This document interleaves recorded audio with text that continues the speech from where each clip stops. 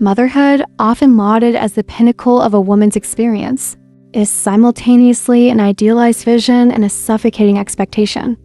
Society elevates motherhood to an almost sacred status, suggesting that it's the ultimate fulfillment.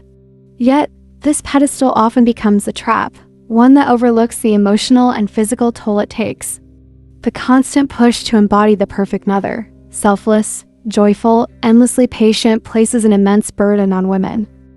The truth is, when motherhood becomes an expectation rather than a personal choice, it fosters a culture where women feel they must perform, not simply be. The narrative often suggests that devotion to children is synonymous with exhaustion and self-sacrifice, leaving little room for self-care or individual desires. Women are expected to give without hesitation, to put their needs last, and to wear a mask of unceasing contentment. This idealization of suffering as a measure of love does not honor mothers, but instead perpetuates a cycle where their emotional labor is invisible and undervalued. In this context, the question arises, are we truly honoring mothers by celebrating their sacrifices, or are we merely glorifying their struggles? Acknowledging the complexity of motherhood, its joys and challenges, is key to breaking free from the confines of this glorified suffering. Women deserve a world where they can embrace motherhood without losing themselves in the process. 1. Origins of the divine role of motherhood. Where does this deep-rooted idea of motherhood as a sacred divine role come from? It didn't appear overnight. Across history, cultures have glorified mothers not just as caregivers, but as moral anchors, spiritual guides, and silent martyrs. From temples to textbooks, the mother figure has been wrapped in reverence, draped in symbolic halos of sacrifice and virtue. But while reverence sounds like respect, the two are not always the same. In fact, reverence can often become a cage made of gold. In many societies, motherhood is seen not simply as a role, but a woman's highest calling, her destiny. The phrase, "it's in a woman's nature," is used like gospel, echoing across generations. Little girls are conditioned early on, not just through toys or play, but through the language wrapped around them. "You're so nurturing. You'll be such a good mother someday. Girls mature faster." These compliments may seem harmless, but over time, they send a clear message. Your value lies in how well you care for others, how much you can give, how willingly you can pour from an empty cup. It's a slow kind of programming, like water carving stone, and by the time womanhood arrives, many find themselves trapped in expectations they never consciously chose. The idiom "born with it" becomes a burden, not a blessing. What was framed as destiny turns into duty. What was supposed to be natural becomes a test of endurance. And what's worse, the divine ideal leaves no space for struggle. Mothers are supposed to be endlessly patient, perpetually selfless, immune to burnout. To speak of exhaustion, doubt, or resentment is seen as weakness, even betrayal. The phrase, "you asked for this," often hangs unspoken in the air. Because if motherhood is sacred, then any cracks in that image must be hidden, patched up, silenced. It's the classic grin and bear it scenario where breaking down is seen as failing, rather than being human. The pedestal, once built, becomes impossible to step down from. The idiom "put on a pedestal" captures the paradox perfectly. When someone is idealized, we stop allowing them to be flawed, real, complex. Instead of making space for vulnerability, society demands performance, quiet suffering dressed as grace. And yet, the irony is sharp. For all the praise given to mothers, real structural support is often nowhere to be found. Reverence doesn't change diapers at 3 a.m. Reverence doesn't provide paid parental leave, mental health care, or community safety nets. Instead, it demands gratitude as if honor alone can compensate for exhaustion. As the saying goes, you can't pour from an empty cup, but mothers are often expected to anyway, without complaint, without rest, without help. This idea of divine motherhood, while rooted in tradition, has been polished into a myth, one that shines bright in storybooks, but casts long shadows in real life. The cost? Women internalize that struggle is noble, that burnout is proof of love, that martyrdom is the mark of a good mother. But at what point does sacred become suffocating? Until we stop equating devotion with self-erasure and respect with idealization, the role of mother will remain more symbolic than supportive. And mothers, real, complex, beautifully imperfect, will continue to carry the weight of a myth that was never truly theirs to bear. 2. Society's invisible weight on mothers. Fast forward to the present day, and the invisible weight placed on mothers hasn't lifted. It's only shifted form. Today's woman is told she can do anything, be anyone, go anywhere. But underneath the glossy promise of empowerment lies a lingering whisper. But are you really complete if you're not a mother? It's a loaded question that speaks volumes. Because in the eyes of society, motherhood is still the gold standard of womanhood, the final box to check, the ultimate role that validates a woman's existence. And if she doesn't choose it, she's often seen as unfinished, unfulfilled, or worse, selfish. This narrative is not just outdated, it's quietly damaging. It tells women that no matter how far they climb, how much they achieve, or how fulfilled they feel, their worth is still measured against their willingness to nurture someone else. The idiom jack of all trades, master of none, suddenly takes a gendered turn. A woman may be many things, but if she's not a mother, some will say she hasn't mastered the one thing she was meant to be. Even for those who do choose motherhood, the expectations are sky high.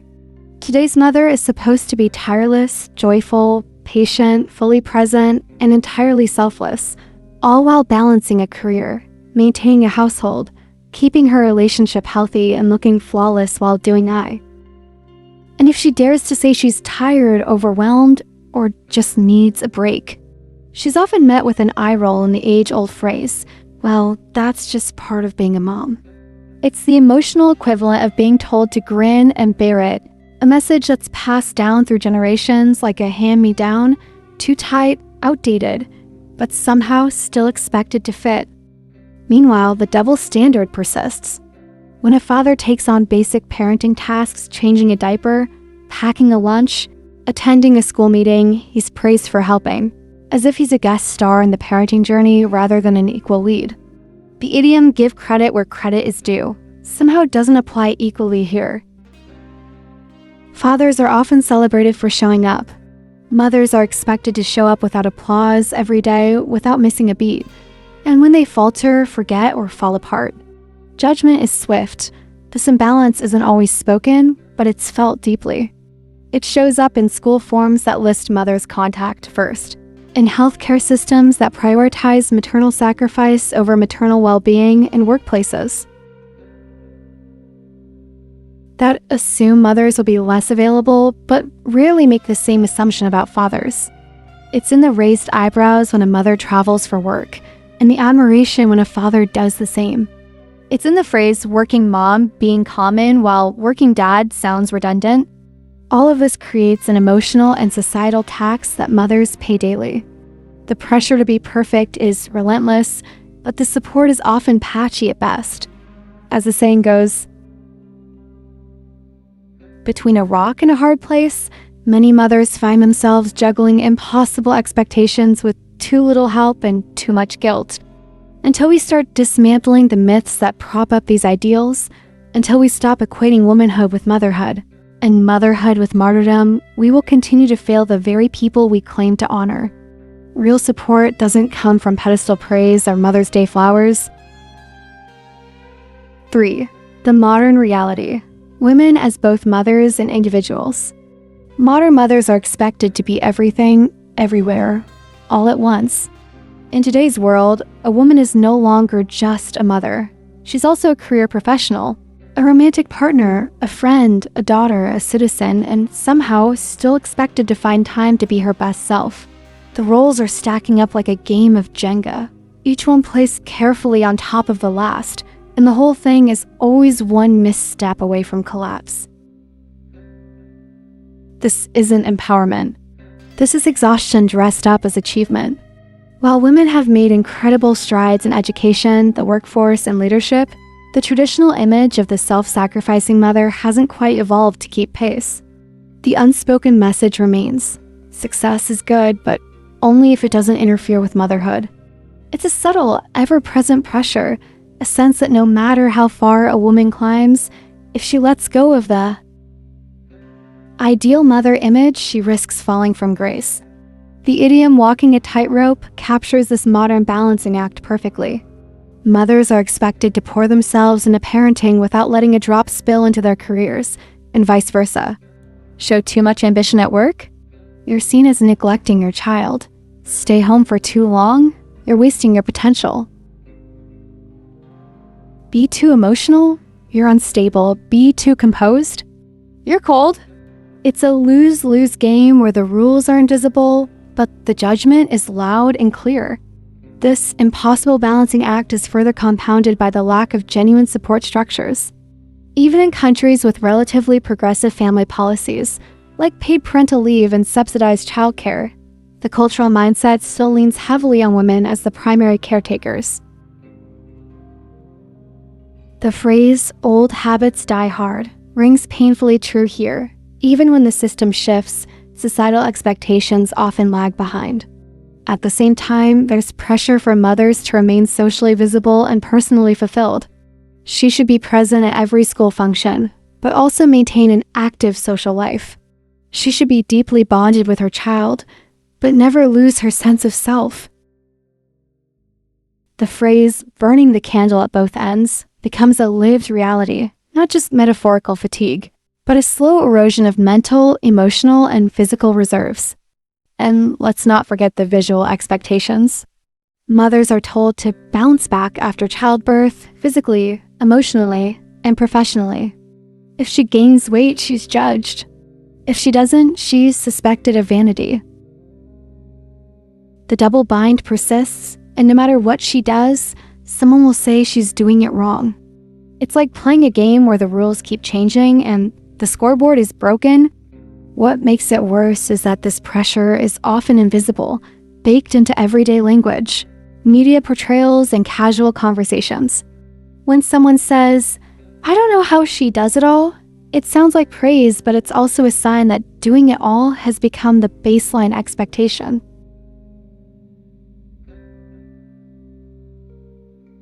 And when a woman finally says she can't, when she admits she's tired, overwhelmed, or simply wants a break, she's told to suck it up, be grateful, or worse, that's just what moms do. This is the myth we need to unravel. Motherhood is not a monolith. It's not a sacred script every woman must follow to be whole. And being a mother should not mean erasing the individual behind the role. It's time we replace the pedestal with a platform, one that honors mothers as whole people, not tireless symbols of sacrifice. Because when women are free to mother on their own terms, to define success and fulfillment for themselves, families thrive and so does society. After all, even the strongest among us can't pour from an empty cup. 4. A shift in perspective. Motherhood as a choice, not a mandate. Not every woman dreams of becoming a mother, and that simple truth shouldn't be controversial. Yet for many, it still is. Society often treats motherhood not as a possibility, but as an inevitability, a box to be checked on the supposed timeline of womanhood. The assumption is loud but unspoken. If you're not a mother, you must be incomplete, unfulfilled, or worse, selfish. But this mindset is outdated and unjust. Motherhood should be a conscious decision, not a foregone conclusion. It should come from a place of desire, not duty. A woman choosing not to have children isn't shirking her responsibilities. She's simply deciding how she wants to live her life. As the saying goes, to each their own. That wisdom, often casually thrown around in conversation, holds deeper meaning when applied to life's biggest decisions. No two paths are the same, and fulfillment doesn't follow a single blueprint. Women are not vending machines for nurturing, nor are they obligated to populate or parent simply because they can. The narrative that equates womanhood with motherhood is reductive. It diminishes the vast, dynamic spectrum of what it means to be a woman. To live fully, to love deeply, to create meaning, none of these require a child to validate them. Unfortunately, when a woman says she doesn't want children, people often respond with skepticism or concern, as though she change her mind or regret it later. This reaction is not curiosity, it's control in disguise. It implies that a woman cannot possibly know her own heart unless it fits within a socially approved script. But as the idiom goes, know thyself, and no one knows better than the individual herself what will bring her peace, joy, and purpose. Choosing not to be a mother doesn't mean choosing a life devoid of care or compassion. In fact, many women channel their nurturing instincts into causes, careers, or relationships that enrich the world in other ways. Some mentor, some teach, some lead movements, some build communities. Their contributions are no less valuable because they aren't tied to the title of mom. Equally harmful is the belief that a good mother must erase herself entirely, sacrificing identity, ambition, and well-being for her child's sake. This martyrdom mindset is glorified in culture, but it's unsustainable. The idiom "you can't pour from an empty cup" isn't just a cliche, it's a warning. A woman who neglects her own needs in the name of motherhood eventually has nothing left to give. True care for children, partners, or society begins with self-respect and self-awareness. Love from obligation and worth from reproduction. The ability to create life does not define the value of a life. Just as some women are called to motherhood with passion and joy, others are called to live differently, and that calling is equally worthy of honor. The time has come to reframe motherhood not as the measure of a woman's success, but as one of many rich and valid life paths. When we do this, we allow space for all women, mothers and non-mothers alike, to exist fully. Without judgment, shame, or apology, we begin to see choice not as rebellion, but as wisdom. Because in the end, it's not about whether a woman becomes a mother. It's about whether she becomes herself, on her own terms, in her own time. And that, above all, is the real mark of fulfillment. 5. Rewriting the narrative. To every mother watching this, you don't have to be perfect. You don't have to have it all figured out. You are allowed to be tired, overwhelmed, even resentful at times, and still be a good mother. Because being human and being a mother are not mutually exclusive. The image of the flawless, endlessly giving mother is a myth, a comforting illusion for society, but a suffocating standard for real women. The truth is, even when you feel like you're stumbling, you're still standing in love. And that counts for everything. And to every woman who chooses not to become a mother, you owe no one an explanation. Your life is not missing a chapter. It's simply written with different lines. You are not selfish for choosing yourself. You are not cold for knowing your own boundaries. As the old idiom goes, live and let live. It's time we stop placing women into boxes labeled by reproduction and instead recognize the depth and variety of what fulfillment can mean. For too long, society has sold us a single story, that the pinnacle of womanhood is motherhood. That love must be sacrificial, that legacy must be biological, that purpose must be maternal. But that narrative is not only outdated, it's dangerous. It leaves too many women feeling trapped in roles they didn't choose or erased in the lives they did. As the saying goes, one man's meat is another man's poison. What nourishes one may suffocate another. We must begin to honor that difference without judgment. It's time we stop romanticizing sacrifice as the ultimate virtue and start celebrating autonomy as a legitimate strength. Sacrifice can be noble, but only when it is chosen freely, not demanded by default. A woman who gives up everything and loses herself in the process is not more worthy than the one who protects her peace. True love for children, partners, or ourselves is not defined by how much we burn out, but by how authentically we show up. Let's start seeing motherhood not as a burden to be endured or a badge to be earned, but as one of many potential journeys a woman might take, and only if she truly wants to. Not every woman is born to a mother, and not every mother finds meaning in the same way. That diversity doesn't weaken us, it strengthens us. As the saying goes, variety is the spice of life. Womanhood should not be painted in a single color. It's a full palette. The world doesn't need more women following prescribed paths. It needs more women writing their own. Let's create a culture where every woman has the right to choose her story, to dream beyond diapers, or find joy within them, to chase boardrooms or babies, or both. Let's encourage women to check in with themselves before checking society's boxes. Because the most powerful thing a woman can be is herself, unfiltered, unpressured, and unapologetically whole. Ultimately, true empowerment begins with options, not obligations. It means honoring a woman's right to choose motherhood, or not, without assumptions, pity, or praise that's laced with expectation. It means recognizing that fulfillment comes in countless forms and that each one is valid. So whether you're holding a baby in your arms or building a life with your hands, know this, you are enough. You are allowed to define your path, and no matter which road you take, it is yours, and that alone makes it sacred. As the idiom goes, there's more than one way to skin a cat, and there's more than one way to be a woman. Let's celebrate them all.